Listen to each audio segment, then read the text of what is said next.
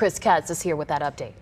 We have been following the allegations involving Mike Bickel since October. In a statement, Bickle admitted he sinned by engaging in inappropriate behavior more than 20 years ago, going on to apologize for his sin to the leadership at the International House of Prayer and his community. Bickle says he only decided to write the statement after he was confronted by the things that he said he did. IHOPKC posted on social media asking for prayers in this situation. Bickle was on leave from the ministry after 3 former senior leaders accused him of sexual abuse. There have been no criminal charges filed in any of the allegations so far. In the statement, he admits to engaging in inappropriate behavior 20+ years ago. He also makes a reference to occasions, plural. At the same time, he states that he is not admitting to some of the more intense sexual activities that are being suggested, and calls many of the allegations greatly exaggerated and blatantly false. In contrast, the October 28th public statement by the lead members of the advocate group references serious allegations that span decades, and that they found allegations of clergy sexual abuse by Mike Bickel to be credible.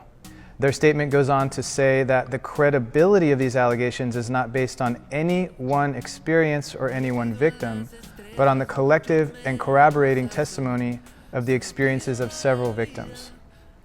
So now we clearly have 2 sides to this story, and this is 100% why we need an independent third-party investigation. Because we're talking about reputations and millions of dollars. Already all over the social media, people are saying they've stopped contributing to IHOP House of Prayer. So the damages that have been done in this case are irrefutable, and both sides will tell you that this is major.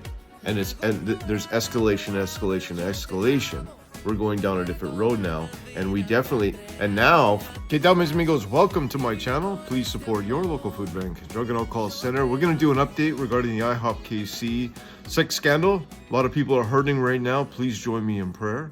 For the people that are being affected by this, many people are processing this as more information comes out. And thank you for my friends that are hitting the like button. More people see my videos. Many people are actually sharing my videos. Thank you very much. Now, before we get into this video, I think it's important, no matter what I say, I want to be very clear where I stand on all of this. I stand with the advocates and pastors that are advocating for the women. That's my position. At first importance, we need to keep everybody in prayer. And I have accepted the testimonies of these men. Alan Hood, for an example, has this posted on his front of his website. And I have already done the video. I'm actually on my way out the door for my street outreach. So I wanted to put this right at the beginning of this video that I've already made, clearly identifying our first priority should be definitely to keep everybody in prayer. May the truth be revealed. And I'm out the door for my street outreach. Blessings.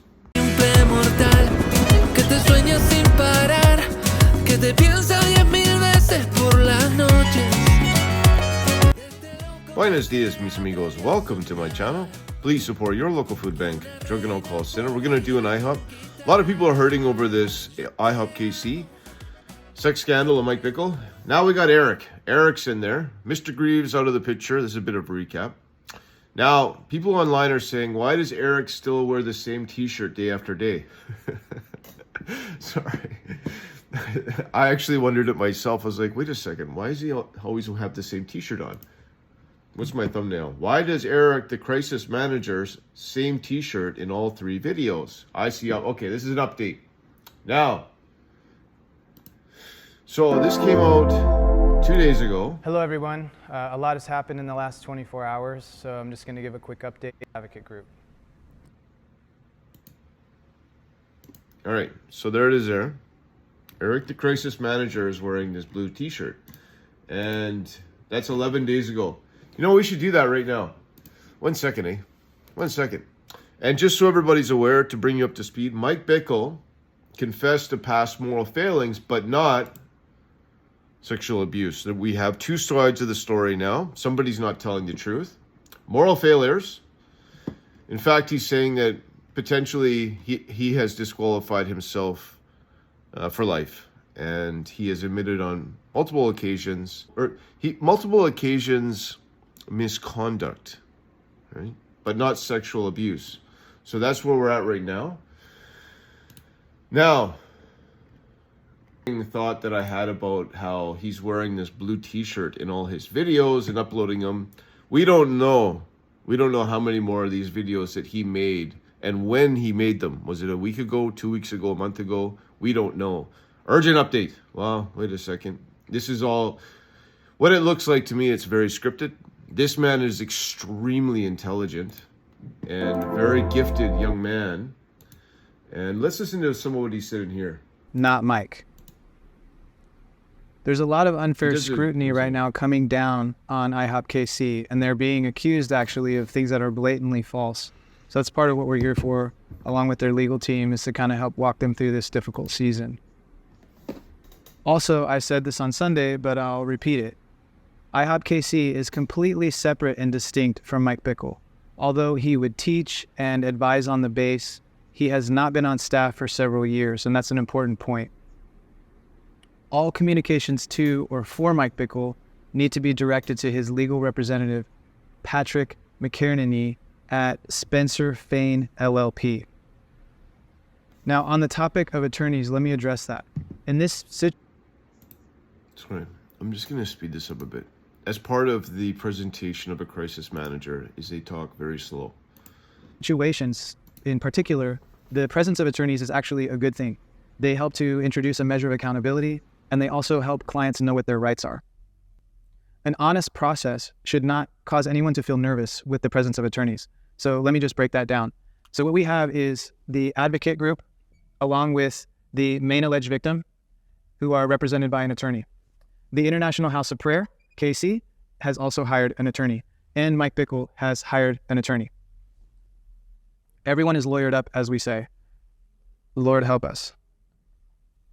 Additionally, IHOPKC has now engaged an independent third party, Lathrop LLP, to conduct an independent investigation into the allegations against Mike Bickel. So what that means is that IHOPKC, the organization, has entered into a legally binding contractual agreement with Lathrop LLP, in which they agree to pay for the independent investigation. While IHOPKC is shouldering the burden of this investigation, IHOP does not control in any way the investigation. It has no ability to dictate the process or the outcome. And just an important question that's being asked, yes, a report will be released upon completion of the investigation. That's not what we're asking for. Because what in that report, they're going to have the opportunity, whoever pays for the report gets the report. And IHOP is paying for this report.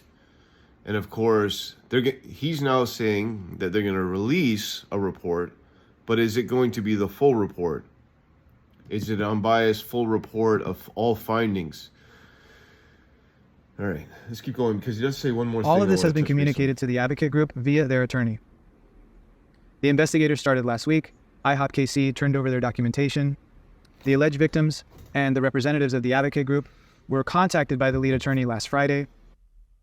And now this entire equation rests with the advocate group's willingness to participate and present their evidence to Lathrop LLP.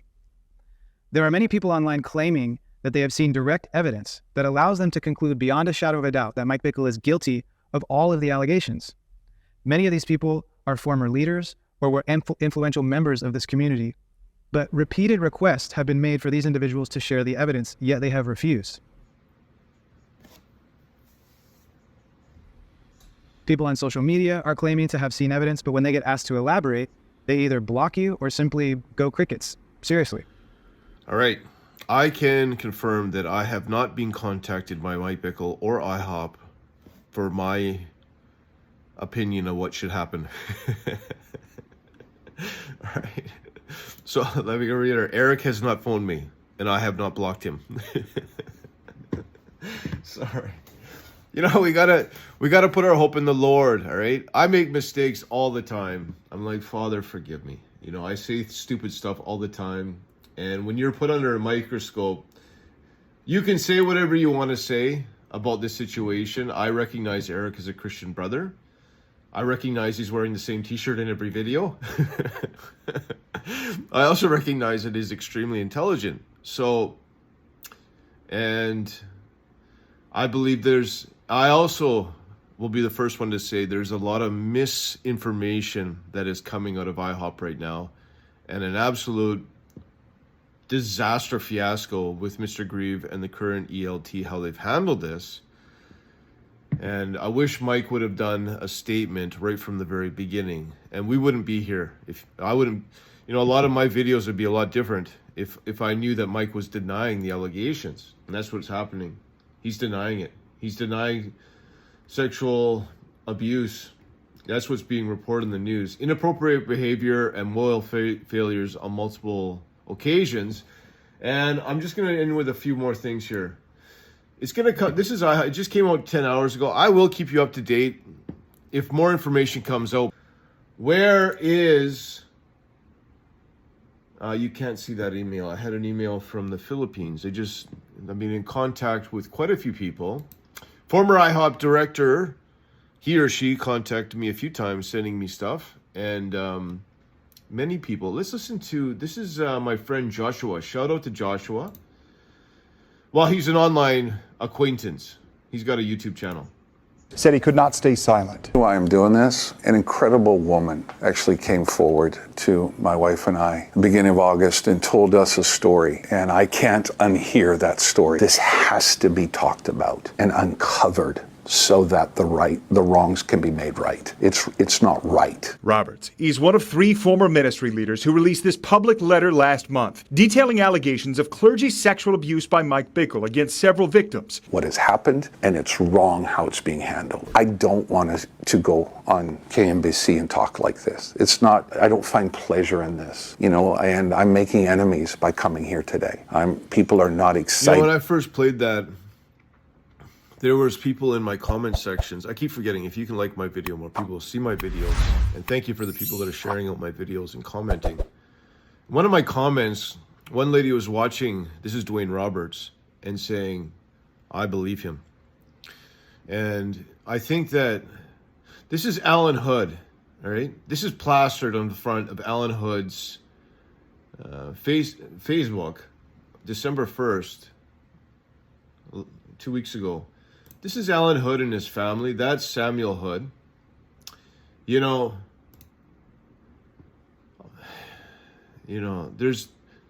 We're after the truth on my channel, and he reposted this. Real evidence from the victims, plural. We should do that real quick. This is my Twitter, and the blue shirts. The blue shirts. I don't even think that's unintentional. I think that everything that has come out of here makes me believe that this man, Eric, is extremely intelligent.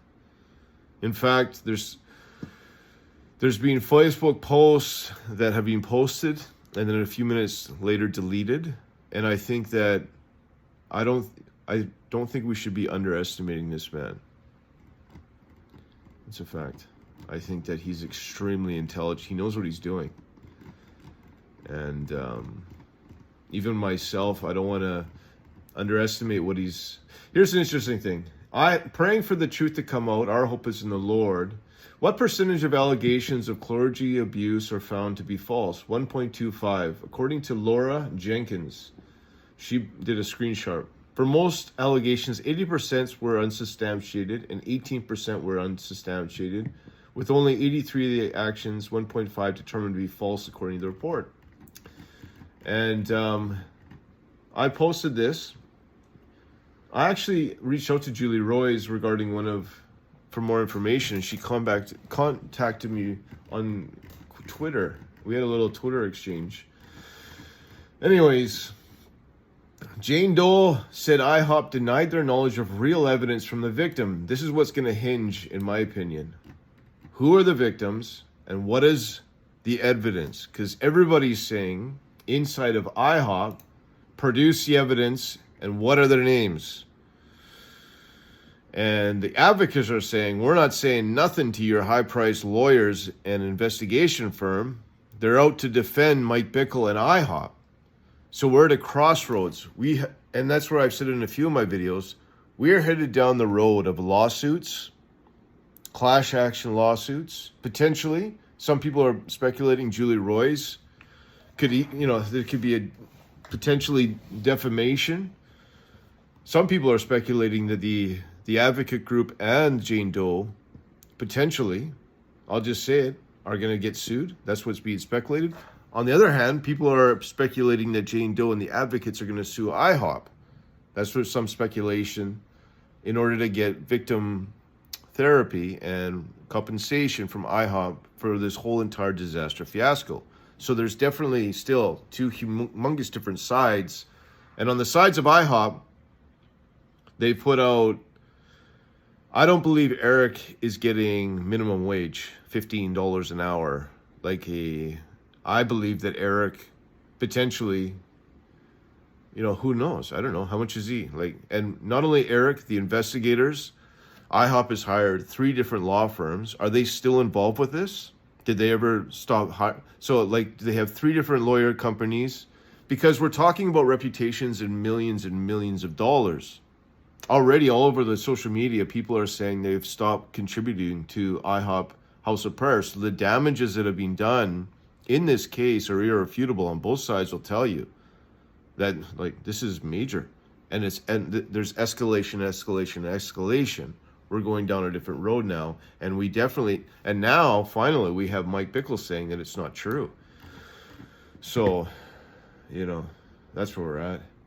The Bible. Let's go to Sermon on the Mount.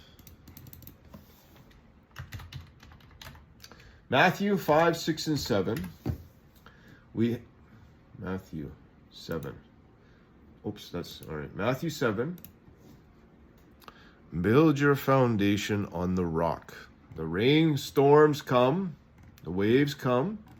Today is a day of salvation. The last thing you want to be doing when a storm comes into your life is say, ooh, I should have been, delete my browsing history, what I was watching last night. Ooh, shouldn't have been stealing at work.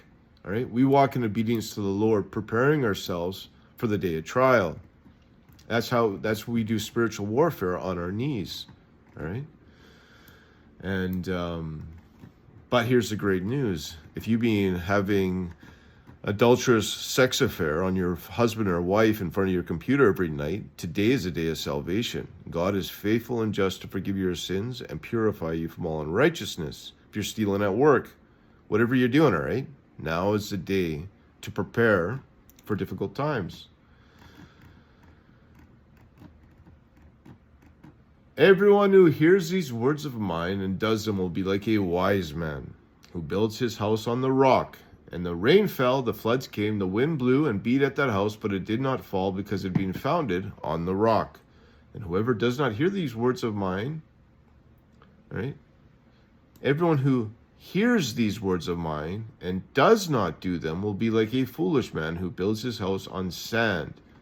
The rain fell, the floods came, and the wind blew and beat against that house, and it fell, and great a fall was it. What this is saying is, prepare. All right? And when Jesus finished saying these sayings, the crowd were astonished at his teachings, for he was teaching as one who had authority and not of the scribes. Today is a day to build up that foundation on the rock. And I'll keep you up to date. Ultimately our hope's in the Lord. I'm monitoring a whole bunch of social media accounts. People are contacting me. Former director, he or she, is continuing to send me information, as well as being contacted by a senior leader in the charismatic community, many regard as a general. And he or she was very encouraging to me, but internationally renowned. And I just had a conversation with somebody in the Philippines regarding this as well. He's gone to bed now because it's early. It's 5:30 in the morning here in Canada. And in the Philippines, he's going to bed. Actually, I have friends in the Philippines. And of course, I speak Spanish, so I have Spanish friends. And I'm on my way out the door for my street outreach. Be monitoring this very closely. And what it all boils down to is going to be the word and testimony of the advocates and Mike Bickel. And here's a great fact is that God is in control, his bride. God is in control. Put your full confidence in the Lord. And God also answers prayer. So we pray, Father, let your will be done in this horrible disaster fiasco. And I'll do another update when information comes out. So may the Lord bless you, keep you strong in the faith, and always remember, Brother John loves you. No le pido a las estrellas, mucho menos al sol. Solo pido a la vida